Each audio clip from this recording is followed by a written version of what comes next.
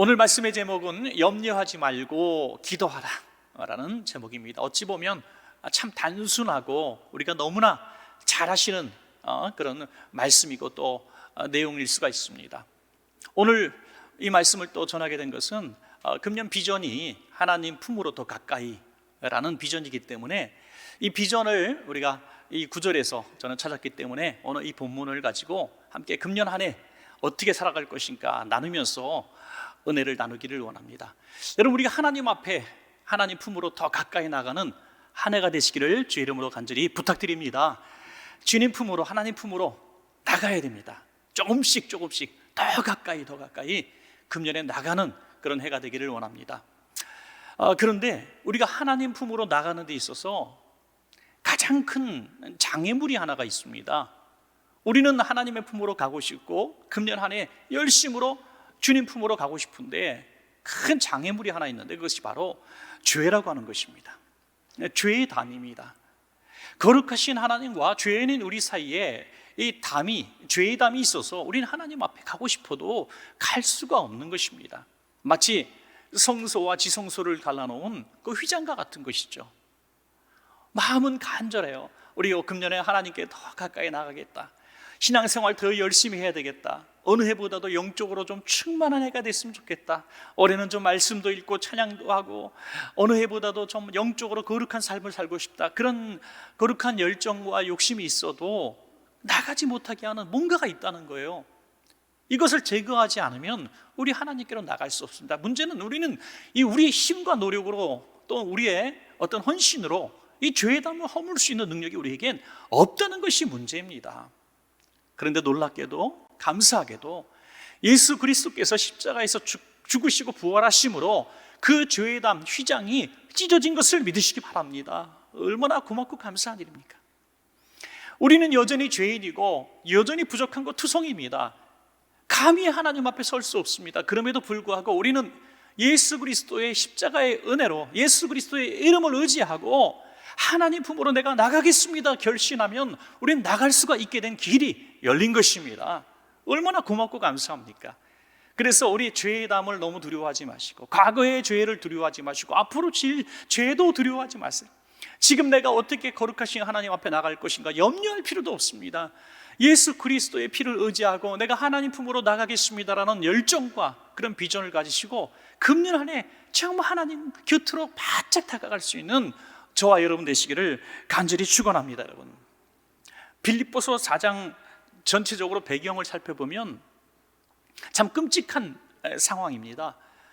사도 바울은 지금 황제에게 재판을 받기 위해서 한 2년 정도 감옥에 갇힌 그런 상황이었습니다. 얼마나 불편하고 또 인격적으로 멸시를 당하고 있었겠습니까? 또 경제적으로 얼마나 힘들었겠습니까?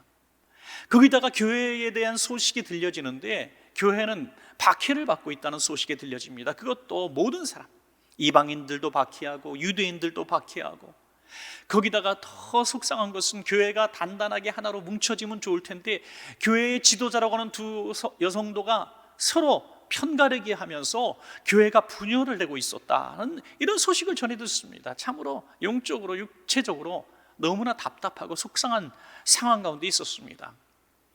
사도 바울은 이런 상황 가운데서 이 모든 것들을 다 해결할 수 있는 아주 특단의 열쇠를 발견했고 이것을 말씀하고 있는 것입니다. 저와 여러분 오늘 살면서 영적으로 궁핍하고 경제적으로 힘들고 여러 가지 외부적인 환경에 의해서 정말 곤란한 지경에 처하신 분들 계십니까? 오늘 초대교회에 사도 바울의 이런 상황과 크게 다르지 않을 겁니다. 그러면 우리도 역시 사도 바울이 말씀하신 그 열쇠를 우리가 붙들면 우리도 해결받을 수 있습니다. 그것이 뭡니까? 문제에 집중하지 말라는 거예요. 유대인들, 이방인들의 박해에 집중하고 분노하지 말라는 거예요. 교회 내에 분열돼서 서로 만나서 회의하고 토론하고 나누지 말라는 거예요. 감옥에 갇힌 이 상황 가운데서 감옥문을 열기 위해서 애쓰고 힘쓸 필요가 없다는 겁니다. 사도 바울이 제시한 해결의 방법은 무엇이냐? 저와 여러분에게도 주시는 말씀입니다. 하나님께로 더 가까이 나가라 이겁니다. 할렐루야. 이 모든 일들이 어디서 주어졌는가? 하나님으로부터 멀어졌기 때문에 일어난 일이라고 사도 바울은 진단한 것입니다. 여러분, 죄가 뭐라 그랬죠? 죄는 하나님으로부터 멀어지게 하는 게 죄라 그랬습니다. 죄의 담이잖아요. 죄인은 누굽니까? 죄인은 하나님으로부터 멀어져 있는 사람을 죄인이라고 합니다. 그러면 의인은 누굽니까? 선한 일을 많이 해서 의인입니까? 죄의 문제를 해결해서 의인입니까? 그게 아닙니다. 예수의 피를 의지하고 하나님 곁에 바짝 있는 사람을 의롭다 인정하시는 줄로 믿으시기 바랍니다. 그러므로 금년 한 해 어떠한 문제에 집중하지 마세요. 상황에 집중하지 마세요. 환경에 집중하지 마시고 내가 영적으로 하나님 곁에 있는지, 하나님과 멀리 떨어져 있는 신앙생활하고 있는지 이것을 바르게 진단하시고 어떻게 해서든지 금년 안에 하나님 곁으로 바짝 다가서신다면 우리가 가진 모든 문제도 다 해결될 줄로 믿습니다. 여러분, 탕자의 비유를 너무나 잘 아실 거예요. 탕자의 비유에 대해서 오래전에 한번 말씀을 드렸는데, 탕자가 참 많은 죄를 지었지 않습니까? 마을 사람들 또 동네 사람들이 탕자를 향해서, 둘째 아들을 향해서 불효자라고 얘기했습니다. 천하에 쓸모없는 사람이라고 얘기했습니다. 저런 자식은 버려버리라고, 잊어버리라고 말했을 겁니다. 왜냐하면 돌아가시지도 않은 아버지의 유산을 강제로 뺏어갑니다. 먼 나라로 달아나서 다시는 아버지를 보지 않겠다고 작정합니다. 여러분, 얼마나 참 아버지 마음을 찢어놓는 겁니까? 딸 둘, 딸 셋만 가진 이런 가정, 아들이 있는 가정이라고 특히 다르지는 않겠지만 딸 가진 부모, 딸만 있는 부모님들이 참 마지막 막내딸을 시집 보냈을 때의 그 마음을 한번 저에게 전해준 적이 있었습니다. 그렇게 서전허전하더라는 거예요. 셋째 딸 마지막 딱 시집 보내고 났는데 세상 살 마음이 하나도 없더래요. 내가 이제 뭐 하고 살지, 무슨 목표로 살지 라는 생각이 들 정도로 빈 방들을 바라보면서 그렇게 허전해하고 부부가 울었다는 얘기를 한번 저에게 전해준 적이 있었습니다. 여러분, 어디 먼 나라로 간 것도 아니고 그냥 시집을 갔는데 그렇게 서운하더래요. 그런데 이 아들이 아버지 안 보겠다고 아버지 유산 챙겨가지고 평생 나 아버지 안 볼 거야 하고 달아났으니 얼마나 보고 싶겠습니까? 가서 또 죄를 짓고 방탕한다는 소식이 들려지고 재산 다 탕진하고 쫄딱 망해가지고 되지 못한 삶을 산다는 얘기가 들려졌을 때 아버지 얼마나 마음이 아팠겠어요. 자, 탕자가 지은 죄가 무엇이 있습니까? 아버지 유산 먼저 받은 게 죄입니까? 먼 나라로 달아나서 아버지 만나지 않겠다는 불효가 죄였습니까? 탕자로 살아간 거, 방탕하며 살아간 게 죄였습니까? 모든 재산 다 잃어버리고 거지꼴이 된 것이 죄였습니까? 물론 다 죄였습니다. 모든 세상 사람들은 그것이 죄라고 정죄합니다. 그러나 아버지의 관점에서 바라보면 그건 죄도 아니었어. 아버지의 관점에서 바라보면 그 아들이 집에 오지 않은 것이 죄입니다. 집에 돌아오지 않은 것이 가장 큰 죄라는 거예요. 그 모든 것들이 죄였지만 아버지 품에 거짓골을 하고 돌아왔을 때 아버지는 모든 죄를 용서하신 줄로 믿습니다. 그건 죄도 아닌 거예요. 여러분, 금년 한 해 다시 거듭 말씀을 드립니다. 우리가 어떤 삶을 살았던지, 과거에 어떤 죄악을 짓고 살았든지, 오늘 내 신세가 어떤 신세든지 여기는 상관없어요. 하나님 아버지의 관점을 바라보시고 지금도 우리를 기다리시는 하나님 품으로 금년 한 해 한 걸음씩 더 가까이 나가시는 저와 여러분 되실 때 우리 하나님이 우리를 꼭 안아주셔서 우리가 그렇게 해결할 수 없었던 수많은 문제들도 하나님이 해결해 주실 줄로 믿습니다. 여러분, 자, 그 비결이 뭡니까? 하나님 품으로 나가는 비결, 너무나 쉬운 말씀이기도 하지만 첫째 따라합시다. 염려하지 말라. 염려하지 말라. 여러분, 염려가 하나님 품으로 나가는데 방해거리가 됩니다. 염려는 불신앙이기 때문이죠.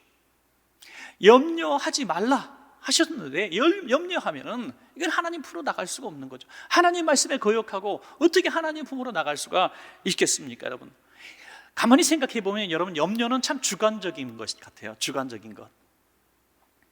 야, 우리는 저 사람 같이만 살면 참 걱정도 없겠다 하는 사람들 많이 있잖아요. 근데 그 사람들한테 가셔서 참 좋으시겠어요, 걱정이 없어서. 그러면요, 무슨 말씀이에요? 전 걱정이 많아요 하고 다른 걱정거리들이 나와요.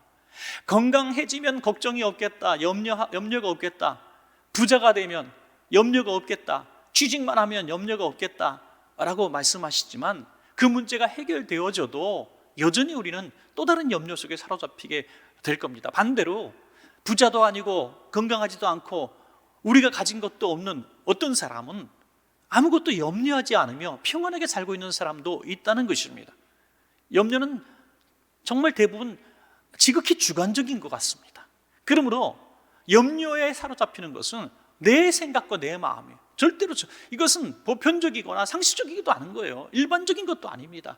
여러분, 내가 염려에 꽉 사로잡혀가지고 지금 오늘 어젯밤에도 잠 못 이루고 막 흉흉한 꿈도 꾸고 오늘 오신 분들이 있습니까, 여러분? 참 꿈자리 뒤숭숭하다가 이거 아침에 참 불편하신 분들 있는지 모르겠어요. 좋은 꿈 꾸면 또 기분도 좋죠. 제가 며칠 전에 한 몇 주 전에 꿈을 꿨는데 이 꿈 좋은 꿈 사실 분 있는지 모르겠습니다. 하여튼 내가 꿈을 꿨는데 너무 좋은 꿈을 꿨어요. 이 목사를 속물로 보지 마시기 바랍니다. 이 꿈을 꿨는데 제가 그 어떤 인천 월미도 같은 그런 물가에 어떤 대로 이렇게 넓은 길이 있는데 그 길을 지나가고 있었습니다. 너무 선명해요. 눈도 이렇게 좀 내렸고 얼음도 있고 그런데 가운데 쓰레기통이 큰 게 있어요. 누가 다 막 버렸어요. 가만히 쓰레기통을 보고 싶더라고요. 가서 이렇게 들여다보니까 드럼통만한 쓰레기통 안에 금짝이 2개가 딱 있는 거예요. 금이 2개가. 그래서 내가 그래도 도둑질하면 안 되지. 그리고 다시 덜어놨다가 가만히 생각하니까 쓰레기통이잖아요. 누가 버린 거예요. 그래서 가져가 살짝 집어서 주머니에 넣었죠, 제가 이렇게. 그리고 꿈에서 깼어요. 너무너무 선명해요. 그 환경, 배경, 옆에 있는 어떤 사람들, 건물, 나무 이런 거, 쓰레기통 색깔까지 다 기억이 나요. 너무 신기하지 않아요? 주여, 2개가 뭘까요? 이것은 개인적인 제가 부요함을 누리게 되는 복은 아닐 것 같아요. 우리 교회에 하나님은 큰 물질의 복을 주실 것 같습니다. 여러분, 염려하지 말라. 제가 하도 교회 어떤 빚 때문에 걱정을 하고 지내니 이런 꿈을 꿨는지도 모르겠어요. 사랑하는 여러분, 사실 염려는 너무 주관적인 것 같아요. 그리고 상식적인 얘기지만 쓸데없는 걱정이 90%인 것을 다 압니다. 앞으로 일어나지도 않을 일들에 대한 염려, 두려움, 내 심리의 상태 때문에 흔들리는 두려움, 염려가 너무 많아요. 엘리베이터를 타면서 6층, 7층 엘리베이터 탈 때는 전혀 그런 두려움이 없는데 30층, 50층 엘리베이터 타면은 부들부들 떨면서 벽에 붙어요. 떨어지면 어떡하나. 떨어지면 어떡하나. 비행기 타고 나서 내내 그냥 두려워서 어쩔 줄 몰라서 왔다 갔다. 취직 못하면 어떡하지? 퇴직당하면 어떡하지? 나이 들면 어떡하지? 병 들면 어떡하지? 애들 진학 못하면 어떡하지? 정말 전쟁이 일어나면 어떡하지? 병 나면 어떡하지? 수만 가지 생활의 염려가 이 안에 꽉 자리 잡으면요, 아무것도 할 수가 없습니다.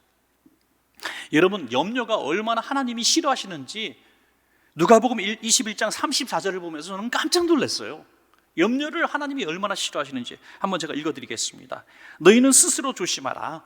그렇지 않으면 방탕함과 술 취함과 생활의 염려로 마음이 둔하여지고 뜻밖의 그날이 덫과 같이 너희에게 임하리라. 말세에 스스로 조심하라 하면서 3가지를 말씀하시네요. 첫째는 방탕함을 조심하라. 2번째는 술 취하지 말라. 3번째, 생활의 염려를 조심하라. 여러분, 방탕함, 술 취함, 이건 죄라고 우리는 분명히 생각하는데 생활의 염려를 죄로 생각하는 사람이 별로 없어요. 오늘 정신 바짝 들었으면 좋겠어요. 술 취하고 방탕한 것과 마찬가지로 생활의 염려에 사로잡히는 것을 하나님은 죄로 보신다는 거예요. 죄로 보신다는 거예요. 이것이 믿어지시기를 바랍니다, 여러분. 그러므로 생활에 염려가 올 때 염려하지 않고 사는 게 정상이냐? 염려해야지. 여러분, 염려하고 계획은 다른 겁니다. 어떤 경제적으로 또 재고조사도 하고 또 내가 가진 자산과 또 앞으로 운영해 나갈 자산, 이게 맞는가, 이런 것들을 바라보는 경제적인 계획은 당연한 거죠. 사업을 하려면 당연히 이런 것도 해야 됩니다. 염려도 해야 됩니다. 우리가 다음 세대의 먹거리가 무엇인가 진단하고 공부도 해야 합니다. 여기에 대해서 말한 게 아니에요. 이건 계획이고 생각이죠. 염려는 쓸데없는 생각들이란 거예요. 내가 굶으면 어떡하지? 죽으면 어떡하지? 하나님이 안 도와주시면 어떡하지?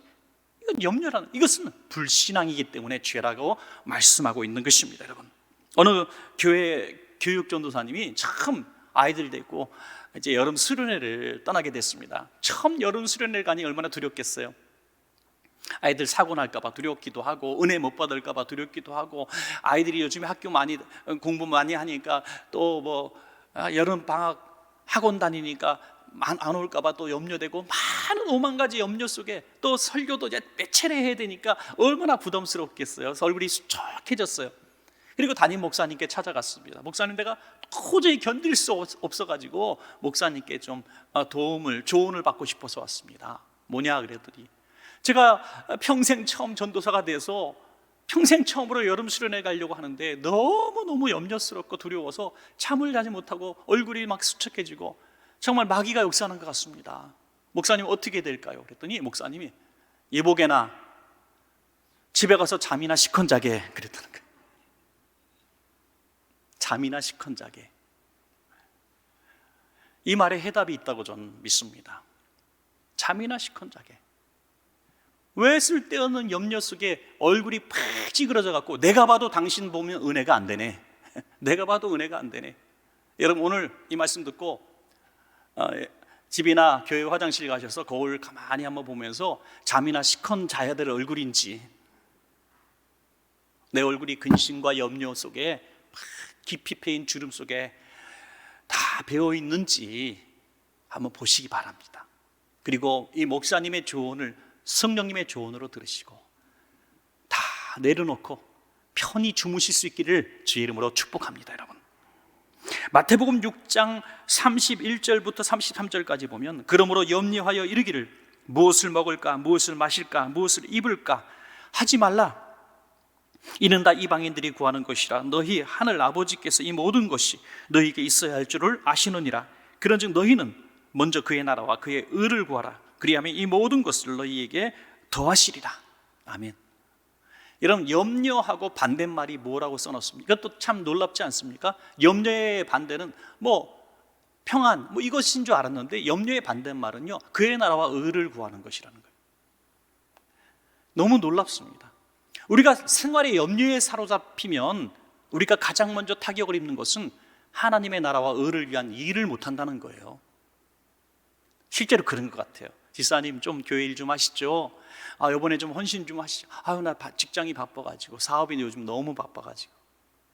생활의 염려에 사로잡히면 주의 일을 할 수가 없습니다.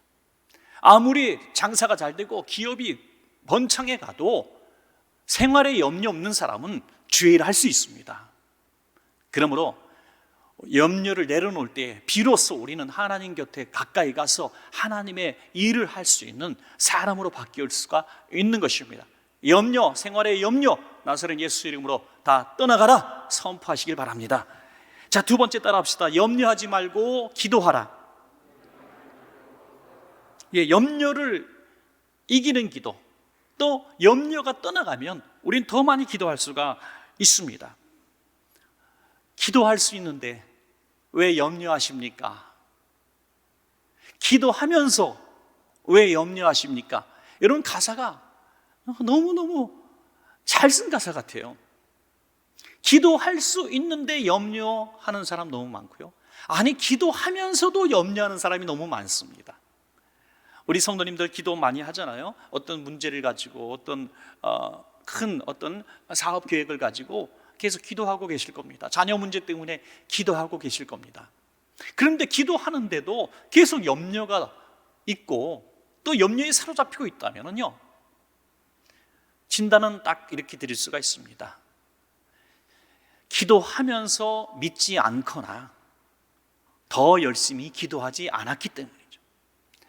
다시 말해서 기도 안 되게 만드는 게 염려고요, 그렇지만 그걸 붙들고 다 기도로 돌파시키면, 이것을 문제를 해결하려고 몸부림치면 염려는 떠나갑니다. 결국에는 하나예요. 기도하지 않아서, 믿고 기도하지 않아서 염려를 이길 수가 없는 것입니다. 여러분, 한 번 기도하고 여전히 염려가 있다고 해서 나 하나님 앞에 기도했는데 왜 이렇게 염려가 많습니까? 라고 묻는 것이 옳지 않다는 것입니다. 언제까지 기도해야 되는가? 염려가 떠날 때까지 기도하라는 겁니다. 할렐루야. 하나님이 주시는 평안. 저는 기도 응답이 뭐냐 이렇게 물어보시는 분들에게 하나님께서 갑자기 히브리어나 헬라어로 말씀하시는 게 아니라, 영어로 말씀하시는 게 아니라 내 마음에 평강을 주실 때 저는 응답이라고 대체로 믿습니다. 평안. 어떤 문제를 갖고 기도했는데 일어나려고 하는데 여전히 마음이 두근거리고 불안한 분들 계시죠. 그럼 조금 더 앉아 계세요. 조금 더 기도하세요. 언제까지? 마음이 싹 가라앉도록 하나님이 평안을 주실 때까지 기도하면 그것이 저는 응답이라고 믿습니다. 염려가 떠나갈 때 응답이 이루어졌다는 증거가 되는 것이죠. 오늘 가장 중요한 중심 구절입니다. 빌립보서 4장 6절부터 7절까지입니다. 우리 같이 한번 읽겠습니다. 시작. 아무것도 염려하지 말고 다만 모든 일에 기도와 간구로 너희 구할 것을 감사함으로 하나님께 아뢰라. 그리하면 모든 지각에 뛰어난 하나님의 평강이 그리스도 예수 안에서 너희 마음과 생각을 지키시리라. 기도의 범위, 어디까지 기도하라고 말씀하셨죠, 여러분? 본문에서 네, 모든 일에 기도와 간구로. 뭐 이런 것까지 기도해야 될까요, 하나님? 쇼핑 가셔서 밥솥을 사는데 C 제품, A 제품, B 제품이 있는데 값이 비슷해요. 이거를 살까요? 알아맞혀 보세요. 이렇게 해야 되겠습니까? 아니면 꼼꼼하게 가격표 보고 성능 보고 매뉴얼 보고 사시겠습니까? 당연히 운으로 사는 게 아니라, 점으로 사는 게 아니라 그 제품을 보고 사지 않아요? 이게 당연히 지극히 당연한 거죠. 그런데 그것도 비슷해. 자, 그러면 참 재미있는 발상이긴 하지만 하나님께 한번 여쭤보면 어떨까요? 너무 유치한 거를 일부러 제가 얘기를 하는 겁니다. 인생의 중대차한 문제는 다 기도하기 때문이죠. 하나님, 제가 어느 제품을 사야 후환이 제일 없을까요? 하나님, 이거 살까요? 저거 살까요? 여러분, 이 정도 되면 이건 신비주의자야, 이건 좀 미친 사람이야, 이건 광신도야 라고 생각할 수도 있는데요, 제가 만난 사람들 가운데 영적으로 날마다 하나님께 더 가까이 나가는 사람 보니까요, 그 수준에 이르렀더라고요. 전 너무나 놀랐어요. 저는 그러냐고 물어보시지 마시기를 부탁드리나이다. 저는 그러진 않아요. 저는 그 정도까지는 아닌데 그 정도까지 된 사람이 있더라고요. 옷 한 벌 사면서도 이 컬러의 옷을 살까요? 저 옷을 살까요? 성령님 제 마음속에 응답해 주세요. 아주 짧게 기도하고 사는 사람이 있더라고요. 차를 사면서도 이사를 갈 때 오죽 기도하겠습니까, 여러분? 그것이 뭐 옳다 그르다, 저는 그 말씀을 드리는 게 아닙니다. 날마다 하나님께로 더 가까이 간 사람의 수준에 따라서 우리는 매우 작은 것도 기도하고 결정하는 것을 말씀을 드리는 것입니다. 여러분, 사도 바울이 얼마나 감옥에서 불편한 것이 많았겠습니까? 얼마나 멸시천대당해서 분노가 있겠습니까? 미운 사람이 얼마나 많았겠습니까? 그러나 본문에서 이렇게 고백합니다. 빌립보서 4장 11절부터 13절까지 보면 내가 궁핍함으로 말하는 것이 아니라 어떠한 형편에든지 나는 자족하기를 배웠노니 나는 비천에 처할 줄도 알고 풍부에 처할 줄도 알아. 모든 일 곧 배부름과 배고픔과 풍부와 궁핍에도 처할 줄 아는 일체의 비결을 배웠노라. 내게 능력 주시는 자 안에서 내가 모든 것을 할 수 있느니라. 아멘. 여러분, 이 성경 구절을 읽으실 때 내가 능력 주시는 자 안에서 모든 것을 할 수 있습니다, 이렇게 제가 설교 제목을 잡았다면 우린 이렇게 언뜻 생각합니다. 야, 오늘 기도해서 응답받고 문제 해결 받아야지. 언뜻 우리는 그렇게 생각할 거예요. 나는 능력이 없지만 내가 기도하면 하나님이 능력 주시는 자 안에서 내가 병도 낫고 경제적인 회복도 일어나고 또 원수도 멸하고 다 승리할 거야. 하나님이 내게 능력 주실 거니까, 이런 믿음으로 딱 받을 그런 마음들이 대부분 있을 거예요. 그러나 사도 바울은 그런 관점에서의 하나님의 능력을 말씀하고 있는 것이 아니라는 것입니다. 사도 바울이 말한 이 하나님이 주시는 능력이라고 하는 것은 자족의 능력을 말씀하고 있어요. 자족. 내게 주신 하나님이 허락하신 환경 가운데서 내가 자족의 능력이 생겼다는 거예요. 그래서 가난에 처할 줄도 알고 풍부에 처할 줄도 아는 그런 힘이 생겼다는 거예요. 멸시를 받아도 분노하지 않게 되고 극찬을 받아도 교만하지 않게 되는 자족의 비결을 배웠다. 할렐루야. 이것이 하나님이 주시는 능력이라는 말씀입니다.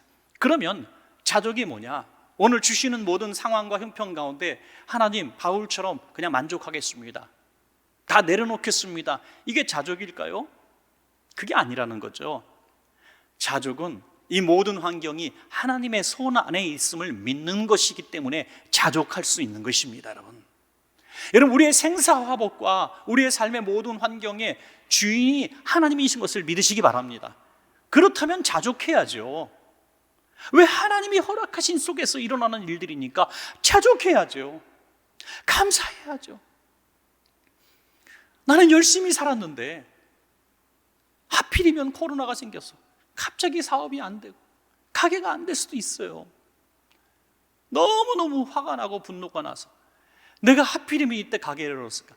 아유, 당신 말 듣고 내가 이사를 했어. 내가 당신 말 듣고 사업을 이때 해가지고 당신 내가 퇴직하지 말라 그랬지. 막 이렇게 원망과 분노에 휩싸일 필요가 없다는 거예요. 그때도 기도하고 결정한 일이라면 지금도 믿으시기 바랍니다. 지금도 믿으시기 바랍니다. 지나간 일들 때문에 원망하고 불평하지 마세요. 자족이라고 하는 것은 모든 지각을 뛰어넘는 하나님이 주시는 평강이라고 말씀하고 있는 것입니다. 놀라운 것은 자족의 믿음이 있는 사람에게는 구하지 않은 옥문이 열려진다는 것입니다. 여러분, 바울과 실라가 빌립보 감옥에 있을 때 내일 아침이면 죽임을 당할 수밖에 없는 그런 상황 가운데 처해 있습니다. 재판도 없이 죽임을 당하는 이런 참 억울한 환경에 처해 있었습니다. 그러나 바울과 실라는 옥문 열어달라고 통성으로 기도하고 울부짖지 않았습니다. 어떻게 했어요? 찬양했습니다. 기도했습니다. 그럴 수 있었던 게 뭡니까? 그 상황을 저주하지 않았던 것이죠. 자족했다는 거예요. 하나님이 하셨으니 내가 순종하겠습니다 하니까 찬양이 나온 거예요. 찬양이 나오니 옥문도 열리고 간수의 마음도 열리고 전도의 문도 열린 줄로 믿습니다. 여러분, 오늘 우리 저와 여러분, 기도는 무엇입니까? 불평과 원망 가운데는 절대로 올바른 기도가 나올 수 없습니다. 자족의 기도, 자족의 찬양, 자족의 하나님 앞에 아뢰는 이런 소원을 아뢰는 기도가 있을 때에 우리가 그렇게 기도해도 열리지 않았던 삶의 문제들이 열리는 역사가 일어날 줄로 믿습니다. 자, 마지막 세 번째 따라 합시다. 말씀대로 행하라. 빌립보서 4장 8절부터 9절을 제가 읽어드리겠습니다. 끝으로 형제들아, 무엇이든지 참되며 무엇이든지 경건하며 무엇이든지 옳으며 무엇이든지 정결하며 무엇이든지 사랑받을 만하며 무엇이든지 칭찬받을 만하며 무슨 덕이 있든지 무슨 기림이 있든지 이것들을 생각하라. 너희는 내게 배우고 받고 듣고 본 바를 행하라. 그리하면 평강의 하나님이 너희와 함께 계시리라. 아멘. 참 많은 것들을 말씀하셨습니다. 제가 하나하나 다 말씀드릴 필요가 없을 것 같아요. 이 많은 말씀들, 무엇이든지 이 정도로 살 수 있는 사람은 정말 완벽한 신앙인 아닐까요? 이렇게 사는 삶, 한마디로 말해서 주님께 배우고 받고 듣고 본 바대로 사는 것이죠. 예수님처럼 살라는 겁니다. 우리는 이렇게 살 수가 없죠. 어떻게 이렇게 우리가 살 수 있겠습니까? 제가 설교를 하면서 여러분 이렇게 사십시오라고 제가 절대로 말씀드릴 수 있는 자신도 없습니다. 그러나 오늘 본문에서 계속 강조가 있는 것이 뭡니까? 우리가 할 수 없다는 것이죠. 우리는 할 수 없다는 거예요. 우리가 할 수 있는 유일한 방법은 하나님 품으로 더 가까이 나가려고 몸부림칠 뿐입니다. 우리는 이 세상 살아가면서 숨 멈추는 순간까지 완전한 승화된 삶을 우리는 살 수 없습니다. 우리는 다 냄새나는 사람들이고 우리는 욕심, 탐심이 있는 사람이고 육체의 본성 속에서 이리저리 끌려다니는 연약한 사람들이기 때문이죠. 우리가 할 수 있는 최선의 방법 무엇입니까? 몸부림치면서 하나님, 내가 하나님 곁으로 더 가까이 가길 원합니다. 몸부림치는 거예요. 하나님, 성령님 나를 떠나지 말아주세요. 내가 성령님과 동행하고 싶습니다. 몸부림치며 주님 곁으로 나가는 거예요. 자꾸 한 걸음씩 나가는 거예요. 그 비결에 대해서 빌립보서 4장은요 크게 세 가지로 말씀하시는데, 첫째는 다 드린 말씀이에요. 뭡니까? 염려하지 말고 기도하라는 거죠. 염려하지 말고 기도하라. 모든 문제를 안고 기도하라. 또 하나는 뭐예요? 관용하라는 거예요. 이게 하나님 곁으로 나가고 말씀대로 사는 비결이라는 거예요. 빌립보서 4장 5절에 뭐라고 말씀합니까? 너희 관용을 모든 사람에게 알게 하라. 주께서 가까우시니라. 관용이 뭡니까? 너그럽게 용서해 주는 게 관용이에요. 여러분, 우리가 하나님 앞에 나가지 못하는 게 제일 서론에 뭐라고 말씀드렸습니까? 장애물이 죄라고 말씀했습니다. 이 죄의 담, 나의 죄 때문에 하나님 앞에 나갈 수 없는데, 이 죄의 담을 예수 그리스도께서 내가 죄인 되었을 때 죽으심으로 죄의 담을 허물어 주셨습니다. 이것이 관용입니다. 그런데 저와 여러분은 우리 사이에 막힌 그 사람이 지은 죄의 담이 내 앞에 있는데, 우린 예수님처럼 관용하지 못한다는 거예요. 여러분, 금년 한 해 여러분들이 정말 하나님 곁으로 나가기를 원하시고 하나님의 은혜 속에 살아가기 원하시고 평안한 삶을 살기를 원하신다면 관용하십시오. 용서해 주십시오. 용서해 주십시오. 마지막 죽는 순간에 숨 멈추기 직전에 내가 너를 용서 못하고 죽는 게 속상하다, 이렇게 죽으면 되겠습니까? 기회 있을 때 다 용서해 주십시오. 주께서 가까우시니라. 이 용서가 내게 가장 큰 복이 될 줄로 믿습니다. 유오디와 순도계가 지금 교회 내 분쟁을 일으켰다는 소식을 들었지 않습니까? 교회 내 지도자들인데 싸우고 있어요. 서로 관용하라고 말하는 거예요. 여러분, 가정에서 부부가 서로 관용하지 못하면 가정이 지옥이 돼요. 교회에서 중직자들이 서로 원수가 되면 교회가 지옥이 되는 거예요. 일순간이에요. 서로 국민들이 서로 원수가 되면 나라가 지옥이 되는 겁니다. 여러분, 우리가 성령으로 하나가 되고 용서할 때에 바로 천국으로 바뀌어진다는 것입니다. 그것이 하나님 곁에 사는 거죠. 마지막 하나는 뭡니까? 서로 도우라는 거예요. 이 빌립보서 4장에서 계속 바울은 두 부류의 사람에게 감사하고 있는데요, 첫 부류는 함께 동역했던 동역자들에게 감사하고 있습니다. 이름들을 쭉 거론하면서 바울은 평생 잊지 못할 동역자들. 아마도 저도 그럴 것 같아요. 목회 다 마치고 가만히 목회를 뒤돌아볼 때에 너무나 고마웠던 사람들을 노트에다 한번 쭉 적어보고 싶어요. 지금도 제 노트에는 정말 힘들었을 때 저에게 힘이 됐던 사람들의 이야기들이 많이 기록되어 있습니다. 책으로 낼 생각은 없으니 기대하지 마시기 바랍니다. 성전 건축할 때에 정말 어려운 헌금 내셨던 분들이 제가 명단 다 가지고 있습니다. 저는 평생 간직할 거예요. 왜? 그리고 그분들을 위해서 한 번씩 펼치고 저는 기도합니다. 왜냐하면 지나간 세월들의 헌신한 그 피땀의 눈물들, 그것들을 저는 잊어버릴 수가 없어요. 너무나 고맙고 귀한 헌신들이 있었기 때문이죠. 하나님께서 그걸 왜 잃어버리시겠습니까?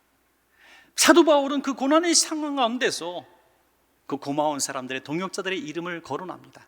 그리고 또 하나는 그 어려운 가운데서 선교 물품을 보내준 교인들에게 감사하고 있습니다. 그러면서 그들에게 한 가지 더 부탁을 하죠. 여러분이요, 나의 동역자들을 좀 도와주십시오. 여러분, 우리가 선교사님들을 돕고 가난한 교회를 돕고 연약한 사람들을 돕을 때에 우리 하나님 기뻐하실 줄로 믿습니다. 이것이 우리가 해야 될 선행이라는 것이죠. 가장 먼저는 정말 주의 일을 하는 사람들, 선교사님들과 사역자들을 위해서, 또 가난한 성도들을 위해서 우리가 가장 먼저 도움의 손길을 내야 합니다. 이것이 바울의 소원이기도 하지만은 하나님께서 우리에게 주시는 명령이기도 하는 것입니다. 왜 이걸 부탁할까요? 사도 바울은 알았습니다. 그것이 주님께로 바짝 가는 길이고 복 받는 길인 것을 알았기 때문이죠.